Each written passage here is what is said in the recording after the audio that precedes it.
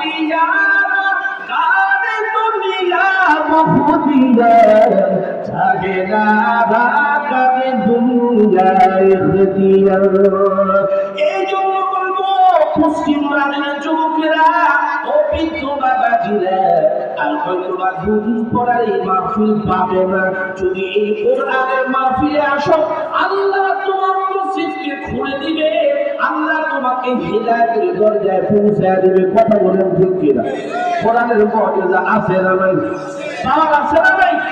আল্লাহ পারে কি পারে না? চিল্লায়ে বলেন পারে কি পারে না?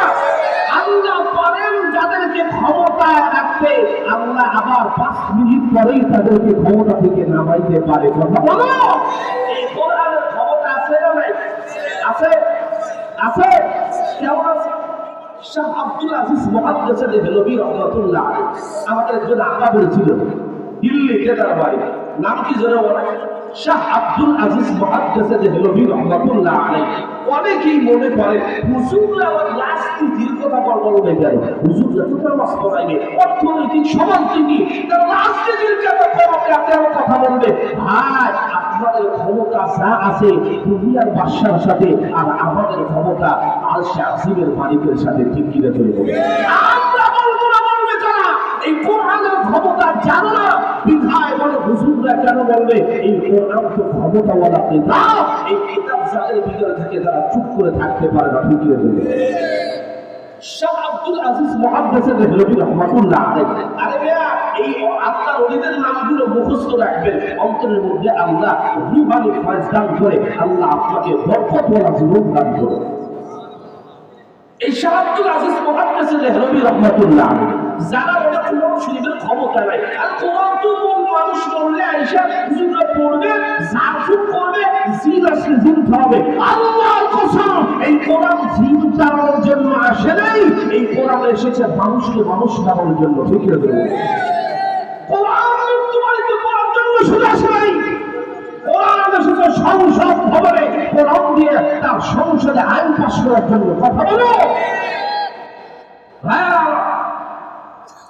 শাহ আব্দুল আজিজ মুহাদ্দিস দেহলভী রাহমাতুল্লাহ আলাইহির কাছে একজন ইহুদি পণ্ডিতের পাদ্রী আলেম, খ্রিস্টান ধর্মের বাইবেলের যিনি পাদ্রী ছিলেন, আয়েশা বলে, শাহ সাহেব এরকম কথা বললো, শাহ সাহেব আপনাদের ধর্মটা দুর্বল, আপনাদের ইসলামটা দুর্বল, তবে আপনারা মসজিদ করেন চান্দা উঠায়া, আপনারা তাফসীর মাহফিল করেন চান্দা উঠায়া, আপনার দ্বীনের কাজ করেন চান্দা উঠায়া, আপনাদের ধর্মটা বড় দুর্বল, মসজিদ বড় দুর্বল, আপনাদের কোরআন বড় দুর্বল। এবার শাহ আব্দুল আজিজ মুহাদ্দিস দেহলভী রাহমাতুল্লাহ আলাইহি নরম প্রকৃতির মানুষ ছিল, যেমন চুলার মধ্যে আগুন দিলে পানি উঠে যায়। আল্লাহ কোরআনকে নিয়ে যখন কথা বলছে, মুসলিমকে নিয়ে যখন কথা বলছে, তোকে কে সাহস দিল আমার কোরআন নিয়ে কথা বলার জন্য, আমার নবীকে নিয়ে কথা বলার জন্য, মসজিদকে নিয়ে কথা বলার জন্য? আমার কোরআন দুর্বল, আমার হাদিস দুর্বল, মসজিদ দুর্বল, আপনারা বলেন কোরআন কি দুর্বল? জিল্লা বলেন দুর্বল। কোরআনের মতো সুপার পাওয়ার আর একটা কিতাব আছে দুনিয়াতে? আছে? আছে দুর্বল। শাহ আব্দুল আজিজ মুহাদ্দিস দেহলভী বলেন, তোর জিহ্বাটা টেনে ছিঁড়ে ফেললো, তোর ধর্ম থেকে আমার ধর্ম সবথেকে শ্রেষ্ঠ ধর্ম। আল্লাহ বলেছে ইন্না দীনা ইনদাল্লাহিল ইসলাম, সবথেকে শ্রেষ্ঠ ধর্মের নাম কি? চিল্লা এখন আরো জোরে বলেন। আমার ধর্ম সর্বশ্রেষ্ঠ ধর্ম, আমার কিতাব সর্বশ্রেষ্ঠ কিতাব, আমার মসজিদ সবথেকে ভালো। তাহলে আজকে বাহাস হয়ে যাবে, প্রমাণ হয়ে যাবে কার ধর্মের কিতাব শ্রেষ্ঠ, কার মসজিদ শ্রেষ্ঠ, কার কিবলা শ্রেষ্ঠ, কার হচ্ছে বাইবেল শ্রেষ্ঠ। এটা প্রমাণ হয়ে যাবে, বাহাস হয়ে যাবে। ওই পাদ্রীর সাথে হাজার হাজার বেঈমান, শাহ আব্দুল আজিজের সাথে হাজার হাজার মুমিন। এবার বলল বাহাস হবে কবে? হবে কোরআনের পাওয়ার বেশি না তোর বাইবেলের পাওয়ার বেশি? এটাই প্রমাণ হয়ে যাবে। আপনারা বলুন তো কার পাওয়ার বেশি? জোরে বলেন। কোরআনের পাওয়ার। সমাধান কোরআনের মধ্যে আল্লাহ দিয়েছে। কথা বলুন, সবকিছু সমাধান কোথায় দিয়েছে? যদি আপনি সমাধান খুঁজে চান, পেতে চান, তাহলে কোথায় যেতে হবে? এবার শাহ আব্দুল আজিজ বলল, ঠিক আছে অমুক দিন যাবো তোমার ওখানে, আলোচনা হবে কার ধর্মের গ্রন্থটা সবচেয়ে দারুণ, কার মসজিদটা সবচেয়ে দামি? বলো কোথায়? দিল্লির অমুক গির্জা তোমাদের গির্জায় হবে। বলো এই গির্জাটা কি সবচেয়ে স্ট্রাকচার ভালো, মজবুত? হ্যাঁ। এর চাইতে কি ভালো আর কিছু আছে? বলেন না, নাই। সত্যি হ্যাঁ। তাহলে অমুক দিন অমুক সময় তোমার গির্জার সামনে আমরা মুসলমানরা যাবো, তোমরাও যাবা, প্রমাণ হয়ে যাবে তাদের ধর্ম সবচেয়ে শ্রেষ্ঠ, তাদের কিতাব সবচেয়ে শ্রেষ্ঠ, কাম্য সর্বশ্রেষ্ঠ, কোন কিতাবটা শ্রেষ্ঠ, কোন ধর্মটা শ্রেষ্ঠ। বলে করবো সুবহানাল্লাহ। শাহ আব্দুল আদিল চলে গেলেন, সাথে কি হাজার হাজার মুসলমান। বুঝতেছেন আপনারা? হাজার হাজার মুসলমান, হিন্দুরাও খ্রিস্টানরাও বৌদ্ধরাও একসাথে। কারণ মুনাফিকরা বেঈমানরা মুসলমানদের কখনো বন্ধু হতে পারে না। কথা বলুন ঠিক কিনা? ঠিক কিনা বলো? যাদেরকে আপনারা বন্ধু মনে করেন, আল্লাহ বলে তারা তোমাদের বন্ধু না। তোমরা ওই ইহুদিদেরকে কখনো বন্ধু বানায় না, কারণ তোমাদেরকে পদে পদে ওরা কষ্ট দিবে। তাই শুরু করছে। কথা বলুন ঠিক কিনা? বাংলাদেশ 98% মুসলমান, সেখানে কিভাবে পরিষ্কার ওরা আমার মুসলমান একজন এক মুখকে মেরে ফেলার জন্য কত বড় সাহস! কারণ ওরা আমাদেরকে বিক্রি করে খায়, ওরা কখনো আমাদের বন্ধু হতে পারে না। কথা বলো বন্ধুরা, আমার মুরব্বীরা, শাহ আব্দুল আজিজ মুহাদ্দিসিন নবী চলে গেলেন। এবার ওই গির্জার সামনে গেলেন যেখানে বাহাস হবে। বললো তোমাদের এই গির্জাটা বড় দামি পায়রা, এখানে মজবুতিয়ত বেশি পায়রা, স্ট্রাকচার ভালো পায়রা। এবার হিন্দুরা হাসাহাসি করে, নাসারারা হাসাহাসি করে। বল নাই, কিছু নাই, কেন নাই, কি দৌড়ে দিবেন? মুসলমানরা আবার আশ্চর্য হয়ে গেল।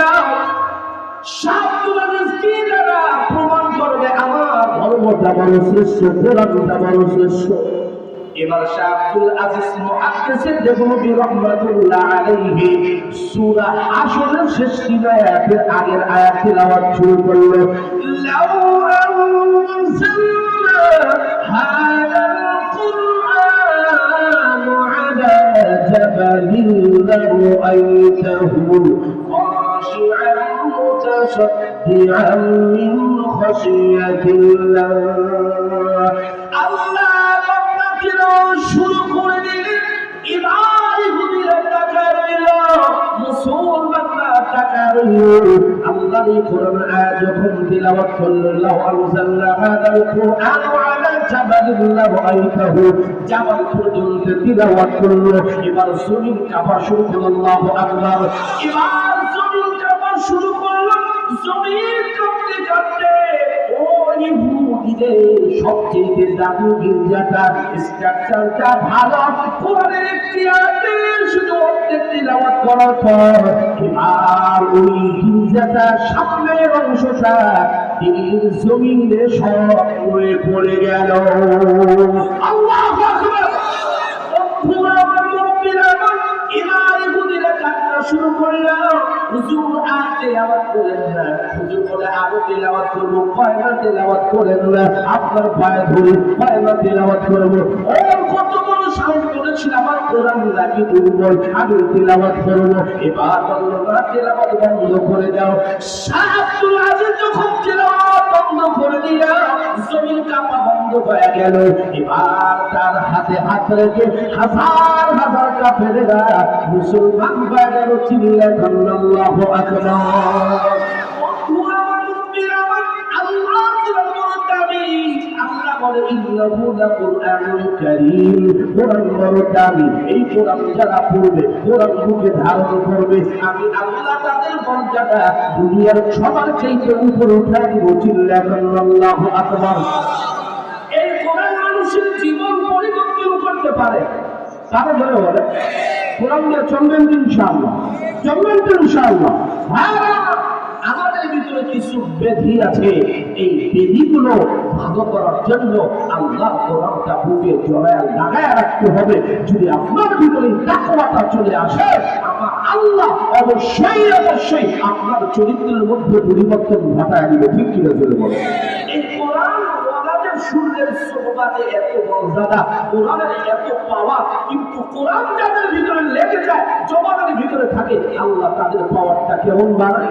আল্লাহ বলে ইন্নাহু লাকুরআনুন কারীম। কোরআন বড় সম্মানিত কোরআন। এই কোরআন যাদের ভিতরে লাগে আল্লাহ তাদের দামি বানায় দেয়।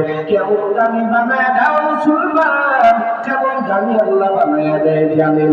এই কোরআন ওয়ালাদের জবানটা বড় ধারালো হয়ে যায়। আল্লাহ বলে মান কানা বিল্লাহ কানাল্লাহু লাহু। কোরআন ওয়ালারা আল্লাহর হয়ে যায়, আল্লাহ কোরআন ওয়ালাদের হয়ে যায়। ঠিক কি না জোরে বলুন? এই জন্য কোরআন পড়তে হবে। কোরআনের ভিতরে আমাদের আল্লাহ তাআলা বলেছেন তাকওয়া অর্জন করার জন্য। এই তাকওয়া যদি আমরা অর্জন করতে পারি, আল্লাহ তাআলা বলে ইয়া আইয়ুহাল্লাযীনা তাকুল্লাহ, হে ঈমানদাররা তোমরা তাকওয়া অর্জন করো, আল্লাহকে ভয় করো। যারা তাকওয়া অর্জন করবে, আল্লাহ বলে যারা তাকওয়া অর্জন করবে আমি আল্লাহ তাদের একটা গুণ দিব। আর ওই গুণের মাধ্যমে বান্দা দুনিয়ার সবচেয়ে বড় তাকওয়াবান হইয়া আমি আল্লাহর বড় কাছের মানুষ হয়ে যাবে। চিল্লায়া আল্লাহু আকবার। ইয়া আইয়ুহাল্লাযীনা আমানু ইন তাত্তাকুল্লাহা ইয়াজআল লাকুম ফুরকানা। আল্লাহ বলেন যারা তাকওয়া অর্জন করবে আমি আল্লাহ ফুরকান দান করব। ফুরকান মানে হিয়া নূরুন মিন ইলাহি রাব্বিক, আল্লাহর পক্ষ থেকে বান্দাকে নূর দান করে। কেমন কেমন ভাইরা আমার, বাংলাদেশের একজন বিশিষ্ট বুজুর্গ আলেমে দ্বীন কারি ইব্রাহিম রাহমাতুল্লাহ আলাইহি উসারির কারি কাল্লা, আল্লাহ ভয়, আল্লাহকে ভয় পাওয়ার জন্য কেবল রুবানিয়াত দিয়েছিলেন, আল্লাহ কত পাওয়ার দিয়েছিলেন। কারি ইব্রাহিম রাহমাতুল্লাহ আলাইহি নোয়াখালী তার বাড়ি। কোথায় বাড়ি? নোয়াখালী বাড়ি। বাবার টাকার অভাব নেই, হাজার হাজার কোটি টাকার মালিক। কম্বল বানাইছে টাকা দিয়া, বালিশ বানাইছে টাকা দিয়া, কিন্তু ইব্রাহিম ওই টাকার পিছনে পড়ে নাই। আল্লাহকে পাওয়ার জন্য ভারতে সাহারানপুরে চলে গেলেন। ওই জায়গায় রশিদ আহমদ গাঙ্গুহির হাতে হাত রেখা তিনি মুরিদ হয়ে গেলেন। ওখানে দিনী ইলম শিক্ষা করলেন। তিনি কারি শুধু নয়, বরং তিনি যুগশ্রেষ্ঠ একজন আলেমে রূপান্তরিত হয়েছিল। এবার রশিদ আহমদ গাঙ্গুহি বলেন ইব্রাহিম তুমি চলে যাও বাইতুল্লাহ। কোথায় যাও? জোরে বলো। ইন তাত্তাকুল্লাহা ইয়াজআল লাকুম ফুরকানা। যারা তাকওয়া অর্জন করে আল্লাহ তাদের ফুরকান দান করে। কেমন কেমন বুঝাইতেছি। বলবেন ভাইরা আপনাদের যে চাহিদাটা আমি বুঝি, বলবো ইনশাআল্লাহ ভালো একটা সলিউশন নিয়ে যেতে পারবেন যদি ধৈর্য সহকারে বলবেন। বলবেন ইনশাআল্লাহ। কে কে বলবেন? শেষ পর্যন্ত আল্লাহকে হাত তুলে দেখান। লিল্লাহি তাকবীর। আরবি বলে লিল্লাহি তাকবীর, নারায়ে তাকবীর। স্লোগান দিতে রাজি আছেন তো? দেবেন তো? একটু ঘুম ভাঙানো সবাই, সবাই যেন আছে। পারবেন তো ইনশাআল্লাহ? আমার সাথে যে গজলে শুনেছে মুসলিকাতা নিবাজাত ইসলাম জিন্দাবাদ, মুক্তি প্রাণে দেখি নামাজ। খোদা থেকে সার পাবে না, এই বাংলায় ঠাই হবে না, মুসলমানরা জেগেছে আর। ও সবাই মিলে একই তালে স্লোগান নারায়ে তাকবীর, লিল্লাহি তাকবীর, নারায়ে তাকবীর। ইসলামের জন্য দেশের হয়েছে জন্ম, ইসলামের বিরুদ্ধে গেলে দেশ হবে ভিন্ন। ঠিক না জোরে বলে? ইসলামের উপর আঘাত যদি আগে মুসলমান বুঝে থাকবে, থাকবে জোরে বলো, থাকবে জোরে বলো।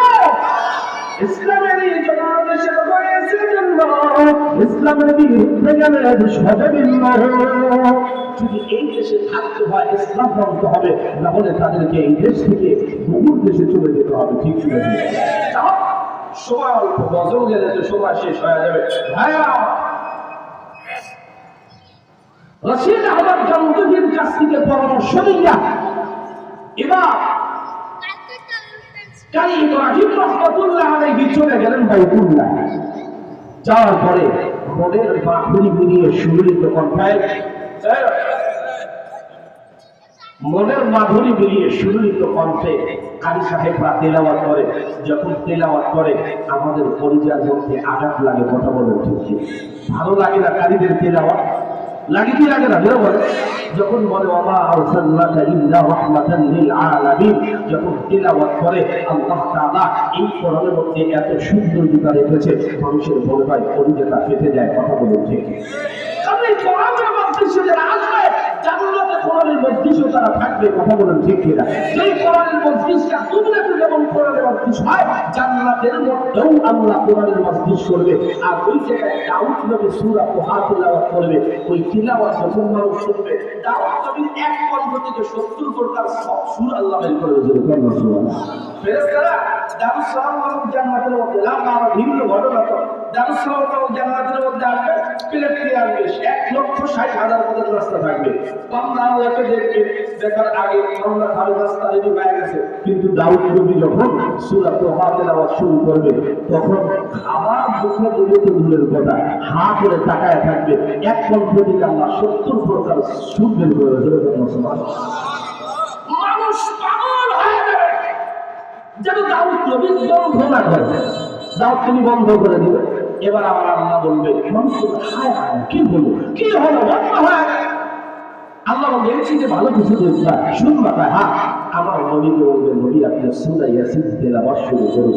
নবী যখন সূরা ইয়াসিন তেলাওয়াত শুরু করবে, মানুষ হা করে তাকায় থাকবে। বছরের পর বছর মানুষ বলবে, নবীজি যখন তেলাওয়াত বন্ধ না করে, এখন তেলাওয়াত জীবনে শুনবে, নবীজি যেন বন্ধ না করে, এটা শুধু কল্পনা থাকবে। নবীজির সুর থেকে এমন কণ্ঠ বের হয়ে যাবে, পৃথিবীতে মানুষ এমন সুর শুনে না ধরে কর্ম। আর সে আসিমের মালিক আল্লাহ নবীর তিলাওয়াত বন্ধ করে দিবে, মানুষ পাগলের মতো হয়ে যাবে। আল্লাহ বলল বন্ধ হয়ে গেল। আল্লাহ বলবেন, বান্দা এর চাইতে ভালো তিলাওয়াত শুনবা। তাই আল্লাহ এর চাইতে ভালো আমার কি হতে পারে? এবার আল্লাহ বলেন, আমি যেই কোরআন নাযিল করেছিলাম, আমি আল্লাহ ওই কোরআন নিজের জবানে তিলাওয়াত করব। চিল্লায় আল্লাহু আকবার। আল্লাহ তাআলা বলবে, আনা রহমান। আল্লাহু আকবার। আর-রহমান। আল্লাহ বলবে, আনা রহমান।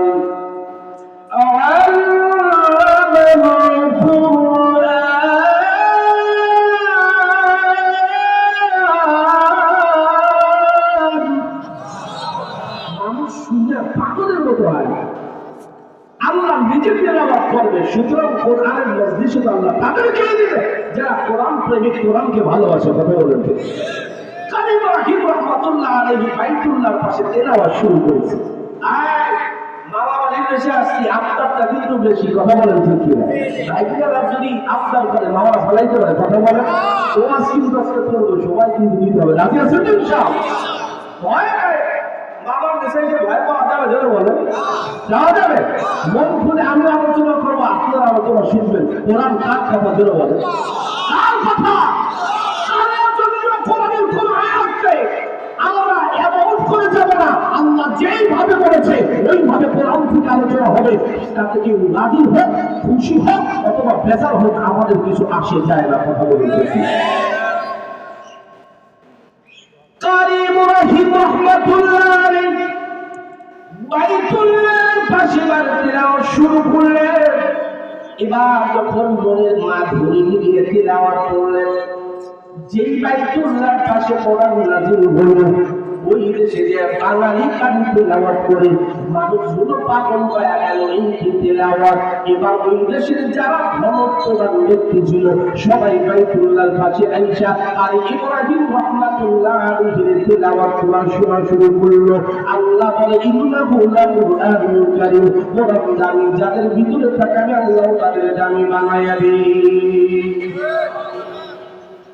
কারী ইব্রাহিমের তেলাওয়াত শোনার পর বাইতুল্লাহর পাশে যারা ছিল কোটিপতিওয়ালারা এবার তাকে প্রস্তাব দিল, কারী ইব্রাহিম বাংলাদেশ আর যাওয়া দরকার নাই, তুমি এই দেশেই থাকো, তোমাকে বিয়ে দিয়ে দেবো, বিবাহ করবা। তবে সত্য হলো মেয়েকে বাংলাদেশে নেওয়া যাবে না। কারী ইব্রাহিম রাহমাতুল্লাহ আলাইহি রাজি হয়ে গেলেন। এবার বিবাহ শাদী করার পরে ওই জায়গায় থাকা শুরু করলেন। সাহাবাপুর থেকে বশির আহমদ কামরুগী চিঠি লিখলো, রহিম আর বাইতুল্লাহর কাছে থাকা যাবে না, তোমার বাংলাদেশে চলে যাও, উজানিতে যে মাদ্রাসা করো, মানুষের দিনের তালিম দাও। এবার কারি ইব্রাহিম রাহমাতুল্লাহ আলাইহি আগে বলছিল স্ত্রীকে নেওয়া যাবে না, শর্ত ছিল। এবার স্ত্রীকে যা বলে, স্ত্রী শুনো, আমার উস্তাদজি, আমার যিনি মুরব্বি, তিনি চিঠি লিখছে, রশিদ আহমদ গাঙ্গুহি, আমার চলে যেতে হবে বাংলাদেশে, তুমি রাজি আছো কিনা? এবার স্ত্রী মতো স্ত্রী যদি হয়, তাহলে স্বামীর কথা পাহাড় পরিবার যদি উচ্চ হয়, ওটা ভাঙতে রাজি হয়ে যায়, ঠিক কিনা? জোরে বলুন।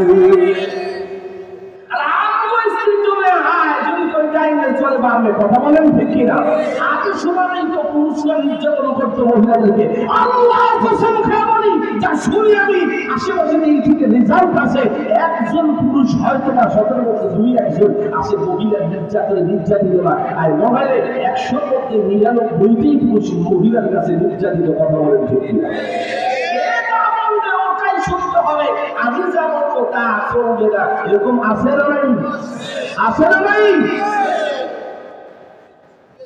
কারি ইব্রাহিম রাহমাতুল্লাহ আলাইহি বললেন, চলো বাংলাদেশে যাব। বললাম, তাদের স্বামী, আপনি যদি যান, আমি যাওয়ার জন্য রাজি আছি। এবার বাংলাদেশে আমার পরে এবার কচুয়া অন্তর্গত থানায় কারি ইব্রাহিম রাহমাতুল্লাহ আলাইহি উসানি গ্রামে হিন্দুদের বিশাল মালিকানা দিয়ে একটা জমি ক্রয় করলো। জমিনটা ক্রয় করার পরে এবার মাদ্রাসা করবেন, জমিন উঠায় আবার পরিষ্কার শুরু করলো। এবার লোকজন কয়, হুজুর জমিনটা পরিষ্কার করবো। এখন যারা উজানিতে গেছেন, দেখবেন পশ্চিম দক্ষিণ করে একটা গম্বুজ আছে, ওই গম্বুজটা বিশাল গম্বুজ, কারি ইব্রাহিমের জামানায় ছিল, আগের থেকে ছিল। বলল, হুজুর ওই জায়গায় দেখা দেখছে হিংস্র প্রাণী, ওই প্রাণীটা বাঘ, ওই বাঘটার বাচ্চাকে দুধ খাওয়াইতেছে। হুজুর আমাকে আক্রমণ করবে, আমাদের আমরা যেতে পারবো না। আল্লাহু আকবার। আল্লাহ তাআলা বলেন, মান জাআল্লাহু মান কামালিয়া কামাল্লাহু লাহু, যে আল্লাহর ভয় দেয়, আল্লাহ তার ভয় দেয়। কারি ইব্রাহিম বলে, তুমি দাঁড়াও, তোমরা দাঁড়াও। এবার কারি ইব্রাহিম দেখে একটা বাচ্চার বাচ্চাকে দুধ পান করাইতেছে। এবার বলেন, বাকি কারি ইব্রাহিম কয়, এ বাক আমি আল্লাহর গোলাম, এ বাক আমি আল্লাহর গোলাম, আল্লাহর গোলাম। কোরআনের আমি প্রচারের জন্য এসেছি। বনি আদম থাকবে, এতদিন এখানে থাকে নাই, যেহেতু বনি আদম থাকবে, আমি বনি আদম আল্লাহর পক্ষ থেকে কোরআনের দাওয়াত নিয়ে এসেছি। সুতরাং তুমি এই জমিন থেকে, জমিন থেকে চলে যাও, অন্য জায়গায় চলে যাও। এই কথা যখন তাদের কানে চলে গেল, বাচ্চাকে কামড় দিয়া ওই জায়গার থেকে সাথে সাথে চলে গেল। চিল্লে এখন আল্লাহু আকবার। আউলিয়া কাদের দুনিয়া বহুদিয়া, সাহিদারা কাদের দুনিয়া খুদিয়া। আল্লাহর ফুরকানটা এই মুদ্রাটা দান করছে তাকওয়ার জন্য, আল্লাহকে ভয় করার জন্য। এই কারি ইব্রাহিম আল্লাহকে ভয় করতো। এই কারি ইব্রাহিম যখন তিলাওয়াত শুরু করতো, জমিনটাও কারি ইব্রাহিমের সাথে জিকির করা শুরু করতো। চিল্লায় আল্লাহু আকবার। ওই দেখার গেছে হুজুরকে দেখার জন্য, দেখতেছে হুজুর ঘরের মধ্যে তিলাওয়াত করতেছে, আর ঘরের চতুর্পাশে সাপ হুজুরের সাথে জিকির করতেছে। সুবহানাল্লাহ। এবার বলল, হুজুর এই তো দেখলাম। কয়, বাবা কারো কাছে বলবা না, ওগুলা সাপ ছিল না, জিনের আমার সাথে জিকির করা শুরু করছে। আল্লাহ তাআলা এই জন্য বলেন, ইয়া আইয়ুহাল্লাযীনা আমানু তাকুল্লাহ হাক্কা তুকাতিহি ওয়া লা তামুতুন্না ইল্লা ওয়া আনতুম মুসলিমুন। আল্লাহ বলে, দুনিয়ার মানুষেরা আল্লাহকে ভয় করো। কাকে বলে? হাক্কা তুকাতিহি, ভয় করার মতো করো। যদি ভয় করার মতো করো, তাহলে আল্লাহ বলেন ওই বান্দা জান্নাতের মধ্যে প্রবেশ করবে। আর এই ভয়টা যদি থাকে, বান্দা নামাজ ছাড়তে পারবে না। ভালো করে বুঝবে, বান্দা নামাজ ছাড়তে পারবে না, বান্দা গুনাহ করতে পারবে না, বেনামাজি হয়ে যাবে, সুদখোর গুলো ভালো হয়ে যাবে। কথা বলেন ঠিক কিনা? সুদী লেনদেন আপনাদের এলাকায় আছে না নাই? আমাদের এলাকায় যেহেতু আছে, আপনারা তো পাশের এলাকার মানুষ সুদী লেনদেন আপনাদের ভিতরেও আছে। প্রত্যেকটা ক্ষেত্রে, প্রত্যেকটা জায়গায়, শহরে, গ্রামে, সব জায়গায় সুদ এমন ভাবে ঢুকে গিয়েছে যে মানুষকে জান্নাতমুখী করা বড় কষ্ট হয়ে যাচ্ছে। এটাকেই বড় মহাত্মাত করে, এটাকেই বড় ভালোবাসে। কথা বলুন ঠিক? আল্লাহ বলেছেন, বান্দা তুমি তাকওয়া অর্জন করো, যদি তাকওয়া অর্জন করো তাহলে তোমাকে আমি আল্লাহ নামাজওয়ালা বানায়া দিব, আমি আল্লাহ তোমাকে হালাল রুজিওয়ালা বানায়া দিব। ভাইরা, সুদী লেনদেন কইরা হাজার হাজার টাকার মালিক যদি হয়ে যান, ওই টাকা নিয়ে যদি অন্ধকার কবরে যান, কবরে কি আপনার জন্য জান্নাতের টুকরো হবে না জাহান্নামের টুকরো? জোরে বলেন, জোরে বলেন। আপনারা কি আল্লাহর হুকুম মানবেন না আল্লাহর হুকুম মানবেন না? কে কে আল্লাহর হুকুম মানবেন? আল্লাহকে হাত তুলে দেখান, আল্লাহকে হাত তুলে দেখান। লিল্লাহি তাকবীর। যদি আল্লাহর হুকুম মানতে চান, আল্লাহ যে কোরআন দিলেন, এই কোরআন দিয়ে জীবন চালাতে হবে। আল্লাহ তাআলা কোরআন শরীফের মধ্যে বলেন, আহাল্লাল্লাহুল বাই'a ওয়া হারামার রিবা। আল্লাহ তাআলা বলেন, ও বান্দা, তোমার জন্য আমি আল্লাহ ব্যবসাকে হারাম করে দিয়েছি, সুদকে হারাম করে দিয়েছি। 1 লাখ টাকা দাও আরেকজন মানুষকে, মাসখানে 5,000 দাও, 8,000 দাও, 10,000 টাকা দাও।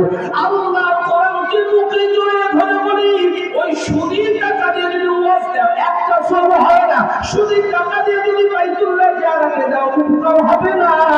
সুদের টাকা দিয়ে যদি মসজিদ উঠায়া দাও, আল্লাহর কসম খাবারই একটা সওয়াব তোমার আমলনামায় হবে না। আল্লাহ বলে সুদ খায়া যা খায় ওগুলো ওই ব্যক্তি দেখায় প্রকৃত দেখতেছে ভাত খায়, ভালো ভালো তরকারি খায়। আল্লাহ নবী বলে, ও সুদ খাইয়া যা খায় ও রক্ত আর বীজ আর সবচেয়ে নিকৃষ্ট জিনিস নাই। চিল্লাতুল্লাহ নাউযুবিল্লাহ। আল্লাহ এখানে বললেন, আল্লাহ সুদকে হারাম করে দিয়েছি, তোমরা সুদ খেও না। আল্লাহ বলে, টাকা দিয়েছি মানুষকে ইহসান করো, হাল জাযাউল ইহসান ইল্লাল ইহসান। আল্লাহ বলে, টাকা দিয়েছি, এই টাকাটা মানুষকে যদি অসহায় হয় তাও দেন। আমি আল্লাহ বললাম, হাল জাযাউল ইহসান, যদি কেউ ইহসান করে, হাল জাযাউল ইহসান ইল্লাল ইহসান, আমি আল্লাহ তাকে ইহসান করব। তার মানে হলো, আমার বনি আদম, আমার বড় আব্বাদের বান্দারে যদি টাকা দিয়ে সাহায্য করে, সুদ যদি না নেয়, আমি আল্লাহ তার জন্য ইহসান করব, আমি আল্লাহ তাকে জান্নাতের অধিবাসী বানায়া দিব। আল্লাহ তাআলা কোরআন শরীফের অন্য জায়গায় বলেন, ইন্নাল্লাহা ইউহিব্বুল মুহসিনিন। যারা মানুষের সাথে ইহসান করে আল্লাহ তাদেরকে ভালোবাসে, তাদেরকে ভালোবাসে। ভাইয়া, এই সুদী লেনদেনটা আমাদের ভিতরে রঙে রঙে ঢুকে গিয়েছে। একটু বলো, আরে ভাই, কবর রক্তজাল কাঁদতে কাঁদতে মসজিদ হয়ে গেছে। খাম সুদ, এটা যদি না ছাড়েন কিয়ামত পর্যন্ত অসুবিধা কাজ হবে না। হবে কিন্তু সুদ যারা খায়, কত কষ্ট, কত আযাব ভয়ানক দেবে। নবীজি প্রত্যেকদিন ফজরের নামাজের পর সাহাবায়ে কেরামদের দিকে পশ্চিম মুখে নবী পিঠ থাকতো। নবীজি পূর্ব দিকে তাকাইয়া বলতো, সাহাবা, তোমরা আজকে যদি কোনো স্বপ্ন দেখছো, সাহাবায়ে কেরাম যদি কোনো স্বপ্ন দেখতেন তাহলে নবীজি তার ব্যাখ্যা বলে দিতেন। সুদ খান, যদি আযাব সহ্য করতে পারেন খান, আমার কোনো বাধা নাই। কিন্তু বাঁচাতে যদি আযাব সহ্য না করতে পারেন, আল্লাহ কোরআন বুকে জড়াইয়া ফেলতে পারবেন না। নবীজি কান্না করছেন, নিজের আযাব দেখার পর, সুদ করে আযাব দেখার পর আল্লাহ নবী সহ্য করতে পারেন নাই। আর আপনি কেমন সুদ খেয়ে 60 বছর জীবনে বাইচা আপনি সুদ খেয়ে টাকার মালিক হয়ে কবর যাবেন? একটু কবরের কথা কি মনে পড়ে না? মানে জীবনে আজকে কেউ স্বপ্ন দেখছো, কেউ বলে কোনো কথা বলে না, কারণ কেউ দেখে নাই। নবীজি বলে, আজকে একটা স্বপ্ন দেখছি, তোমাদেরকে বলবো। ইয়া রাসূলুল্লাহ বলেন, নবীজি স্বপ্নের কথা বলতেছে যে আমার কাছে 2 জন মানুষ আসলো, যেহেতু সময় অল্প, আমার কাছে 2 জন মানুষ আসলো। আসার পর আমার ডান হাত আর বাম হাত ধরল, আমাকে নিয়ে গেল একটা জমিনে নিয়ে গেল। যেই জায়গাটায় জমিনের উপর দেখি বিশাল বড় জমি, একজন মানুষ দাঁড়ায় আছে আর একজন মানুষ বসে আছে। নবীজি বলে, তারা মানুষের কাছে বিশাল একটা পরাত, ওই পরাতটা দিয়া এখান থেকে ফাড়া শুরু করে মাথা এই পর্যন্ত রহমতের নবী দেখা সহ্য করতে পারবেন না। নবী বলে, জিবরিল মিকাইল কি হচ্ছে? মানুষটার পরাত দিয়ে ফাড়ে আর মানুষটি এমন ভাবে চিৎকার করে কল্পনাও করা যায় না। জিবরিল কেন এমন হচ্ছে, মিকাইল কেন হচ্ছে? এই লোকটার মাথাতে চুপ থেকে নিয়ে মাথা পর্যন্ত ফাড়ে, আবার তো শরীর পর্যন্ত হয়, এইদিকে ভালো হয়ে যায়, আবার এখান থেকে করা যায় না, আবার এখান থেকে শুরু করে পিছনের সাইড ভালো হয়ে যায়, এইভাবে চলতেছে। নবীজিকে বলে, নবী আপনি সামনে চলেন। আল্লাহ তো বলবেন না, নবীজি সামনে গেলেন, যারপর দেখে এক ব্যক্তি দাঁড়ায় আছে, বিশাল বড় পাথর নিয়ে আমার সে ঘুমালো, ওই পাথর দিয়া মাথার উপর এমন ভাবে মারে যে মাথা চূর্ণ বিচূর্ণ হয়ে যায়। গ্লাস যদি ভাঙা, ওই গ্লাসটা টুকরো টুকরো হয়ে যায়, জমিনের উপরে ফেলাইলে মানুষের মাথাটা চূর্ণ বিচূর্ণ হয়ে যায়। এমন ভাবে চিৎকার করে আল্লাহ নবীর পরিচালনা আঘাত লাগতেছে, নবীর অজান্তে চোখ বেয়ে নবী পানি পড়তেছে। রহমতের নবী তো নবী বলে, জিবরিল কারা এরা? নবীজিকে নবীর সামনের দিকে আরো চলে, নবীজির সামনের দিকে আরো চললেন। নবীজি দেখতেছে এবার রক্তের সাগর, কিসের সাগর? জোরে কর, কে বলতেছে? জোরে কর, একটু জোরে বলেন, কে বলতেছে? নবীজি। আমি জানি অনেকের কাছে ভালো লাগতেছে না, কারণ সুদটা তো খাইতেই হবে, কিন্তু সুদ যদি খান তাহলে পায়খানা খাওয়ার সুদ খাওয়া সমান। কথা বলেন ঠিক কিনা? সুদ যারা খান, আল্লাহর কসম খায় বলি, সারা জীবন যদি চিন্তা দেন, একটা চিন্তা আল্লাহর কাছে কবুল হবে না। ঠিক কিনা বলবো? সুদ খাবে না, তাফসীর শুনবে, ভালো হবে না, মজা মজার করবো, তা না। সমাজ যেটা যায় বলতে হবে, এটা যদি আর জীবন দাওয়াত না দেন কোনো আসে যায় না। অনেক দাওয়াত আল্লাহ বিভিন্ন জায়গায় দেওয়ার কথা বলুন। আর আমার নবীজি এবার দেখতেছেন রক্তের সাগর, বিশাল বড় পাথর নিয়ে এক ব্যক্তি দাঁড়ায় আছে। ওই লোকটা সাগরের ভিতরে সাঁতরায়া সাঁতরায়া আসা জিব্বাটা বের হয়ে যায়, হাঁপান হয়ে যায়, মারা যাবে ভাব কিনারে আসে, একটু দাঁড়াবে, আবার এমন জোরে পাথরের আঘাত করে লোকটা আগে যে জায়গায় ছিল ওই জায়গায় চলে যায়। কোথায় যায়? আগে যে জায়গা ছিল ওই জায়গায় চলে যায়। নবীজি কান্না করে উঠতে পারলেন। রহমতের নবী বলে, জিবরিল কি দেখতেছে? আর একটু সামনে গেলেন, নবীজি দেখলেন সুন্দর একটা গাছ। আর একটু সামনে গেলেন, নবী দেখলেন একটা মানুষ সুন্দর বাচ্চাদেরকে লেখাপড়া করাইতেছে, জান্নাতের বাচ্চাগুলো। নবী একটা গাছ দেখলেন, নবী একটা সুন্দর একটা জায়গা দেখলেন। আর একটু উপরে গেলেন, সুন্দর জায়গা দেখলেন। নবী ঘটনা খুব সুন্দর। আল্লাহ নবী বললেন, জিবরিল ঘুরাচ্ছ, কিন্তু বলো কি হয়েছে, কারণগুলো তো জানি না। বললেন, রাসূলুল্লাহ একটু ধৈর্য ধারণ করুন। বলবো, ইয়া রাসূলুল্লাহ, আল্লাহ যে বান্দাকে প্রথম দেখেছিলেন ওই বান্দা বসে আছে, আল্লাহ একজন বান্দা দাঁড়ায় কড়া তারা তার চেহারাটা ফাড়তেছে, মাথার এই পাশে চলে যাচ্ছে। ইয়া রাসূলুল্লাহ, ওই ব্যক্তি হলো এমন ব্যক্তি যে দুনিয়াতে মিথ্যা কথা বলে, যে দুনিয়াতে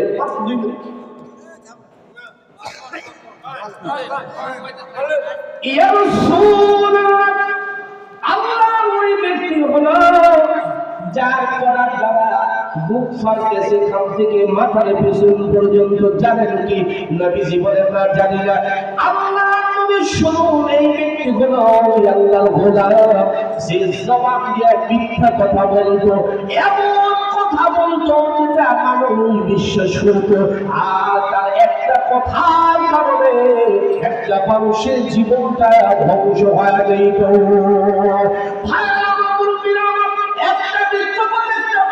জীবনের জন্য যথেষ্ট ধ্বংস হওয়ার জন্য।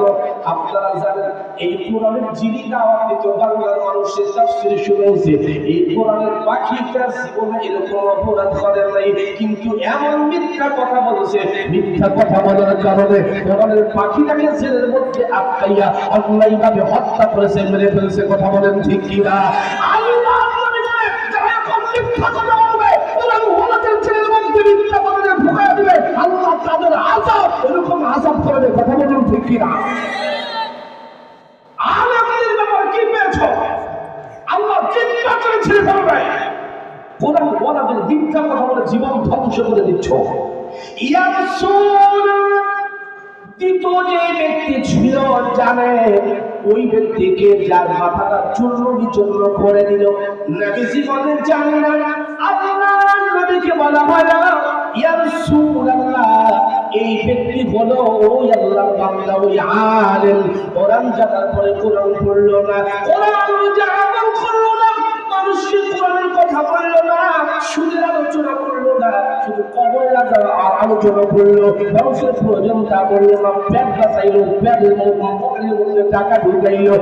এই সমস্ত আলেম যারা কোরআন অনুযায়ী আমল করলো না, তাদের অবস্থা আল্লাহর নবী কিয়ামত পর্যন্ত এমন হবে। আল্লাহ নবী বললেন সুবহানাল্লাহ, জানেন ওই ব্যক্তিকে যে সাগরের মধ্যে রক্তের সাগরের মধ্যে হাবুল লুকায়, নবীজি বলেন না আমি জানি না। ইয়া রাসূলুল্লাহ, এর আগে ওই ব্যক্তি যে টাকার বিনিময়ে সুদে টাকা লাগাইতো, আল্লাহ তাআলা তার প্রতি এমন রাগান্বিত হলে আল্লাহ কিয়ামত পর্যন্ত তার আযাবটা বৃদ্ধি করে দিয়েছে।